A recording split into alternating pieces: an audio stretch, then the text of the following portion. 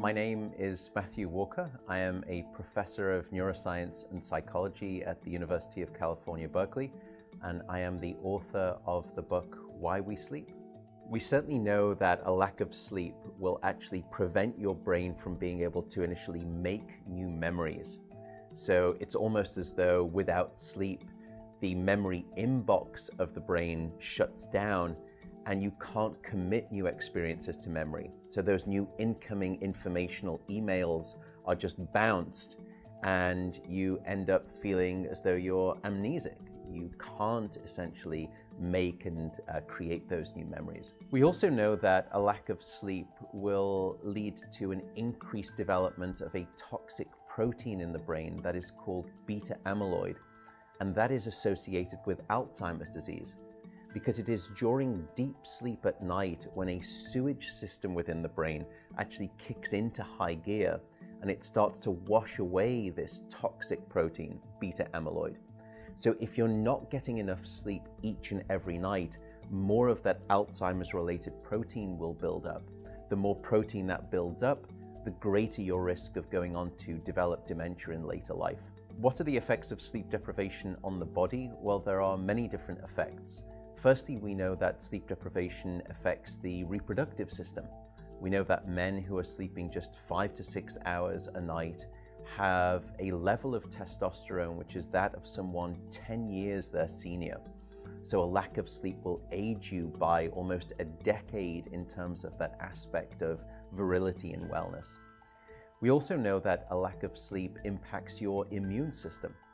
So after just one night of 4 to 5 hours of sleep, there is a 70% reduction in critical anti-cancer fighting immune cells called natural killer cells. And that's the reason that we know that short sleep duration predicts your risk for developing numerous forms of cancer. And that list currently includes cancer of the bowel, cancer of the prostate, as well as cancer of the breast. In fact, the link between a lack of sleep and cancer is now so strong that recently the World Health Organization decided to classify any form of nighttime shift work as a probable carcinogen.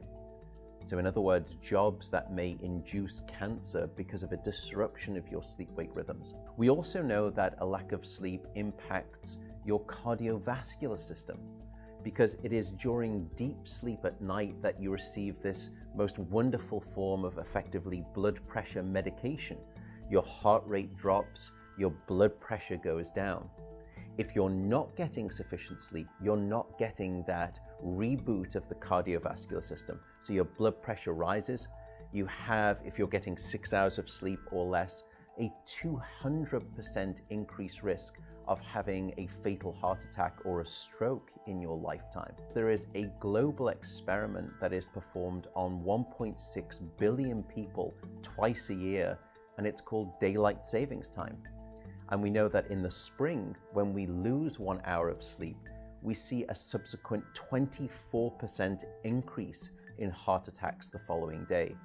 Another question perhaps is, what is the recycle rate of a human being? How long can we actually last without sleep before we start to see declines in your brain function or even impairments within your body? And the answer seems to be about 16 hours of wakefulness. Once you get past 16 hours of being awake, that's when we start to see mental deterioration and physiological deterioration in the body. We know that after you've been awake for 19 or 20 hours, your mental capacity is so impaired that you would be as deficient as someone who is legally drunk behind the wheel of a car. So if you were to ask me what is the recycle rate of a human being, it does seem to be about 16 hours, and we need about 8 hours of sleep to repair the damage of wakefulness. Wakefulness essentially is low-level brain damage.